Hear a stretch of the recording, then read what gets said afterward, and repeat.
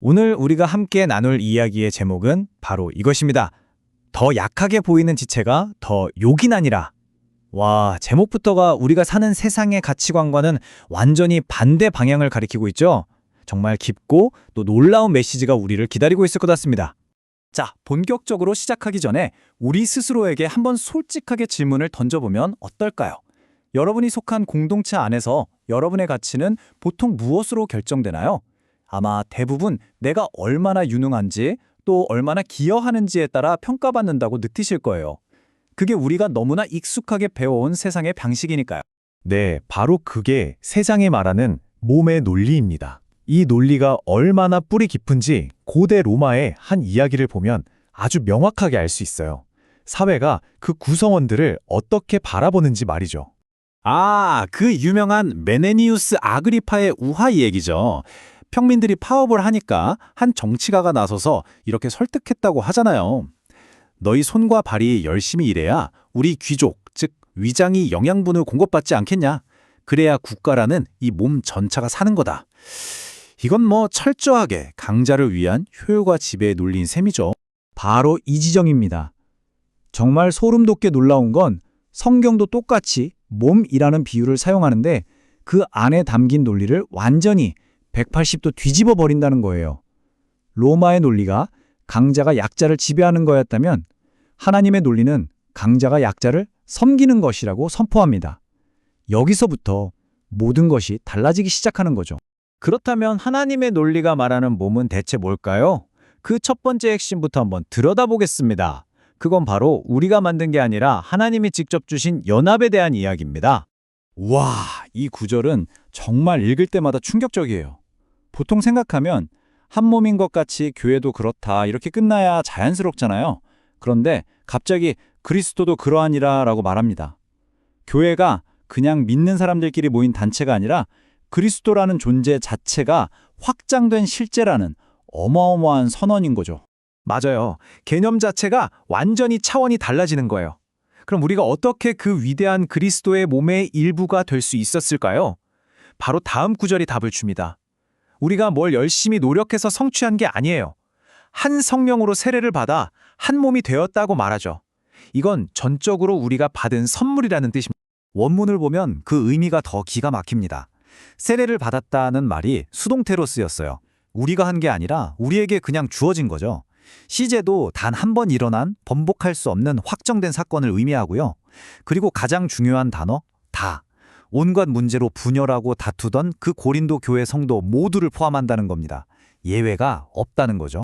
자, 이렇게 예외도 차별도 없이 우리가 한 몸이 되었다면 이제 두 번째 핵심 질문으로 넘어가게 됩니다. 바로 우리 안에 있는 약함의 문제예요. 하나님은 이 약함이라는 것 안에 정말 놀라운 비밀을 숨겨두셨습니다. 사실 이게 우리 현실의 가장 큰 고민 아닐까요? 세상의 눈으로 보면 그다지 생산적이지 않고 어울리기 좀 어렵고 때로는 솔직히 짐처럼 느껴지는 사람들이 공동체 안에 분명히 있잖아요. 하나님은 왜 이런 지체들을 우리 곁에 두신 걸까요? 이게 실수가 아니라면 분명한 의도가 있을 텐데요. 그 의도를 성경은 너무나 명확하고 또 충격적으로 선포합니다. 우리 이 구절 함께 천천히 음미해 볼까요? 그뿐 아니라 더 약하게 보이는 몸의 지체가 도리어 요긴하고 그냥 필요하다 정도가 아니에요. 요긴하다, 즉 없어서는 안 된다, 필수적이라는 뜻입니다.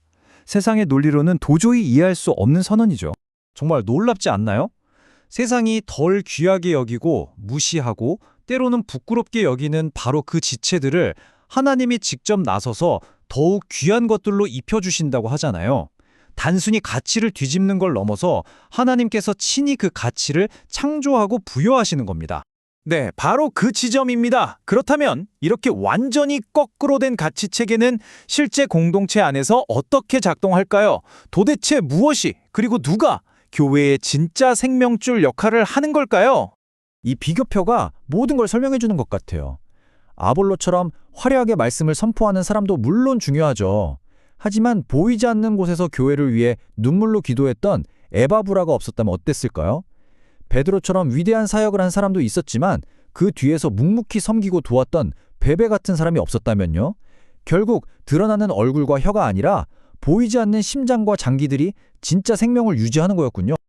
그렇기 때문에 이 몸 안에서는 두 가지 모두가 심각한 죄가 됩니다. 강한 지체가 약한 지체를 보면서 너는 쓸데가 없어 라고 말하는 교만도 죄고요. 반대로 약한 지체가 강한 지체와 비교하면서 나는 이 몸에 붙어있을 자격이 없어 라고 낙심하는 열등감도 똑같이 하나님의 주권을 부정하는 죄인 거죠. 이 비유는 정말 너무 강력하지 않나요? 우리가 문지방에 새끼발가락 하나만 찧어도 온몸이 고통으로 비명을 지르잖아요. 입이 난 안 아픈데? 라고 말할 수 없고 눈이 나랑은 상관없는 일이야 라고 외면할 수가 없죠. 한 지체의 고통이 곧 모든 지체의 고통이 되는 것. 그것이 바로 몸의 신비입니다. 자, 이제 마지막 결론을 향해 가보겠습니다. 그렇다면 하나님께서 이 약함을 우리 곁에 두신 궁극적인 목적은 과연 무엇일까요?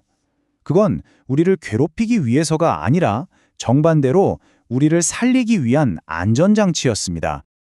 이 평형수 비유 정말 대단한 통찰이에요. 그 거대한 화물선이 거친 파도에도 뒤집히지 않는 건 배 밑바닥에 일부러 채워넣은 보이지 않는 물, 바로 평형수 때문이잖아요.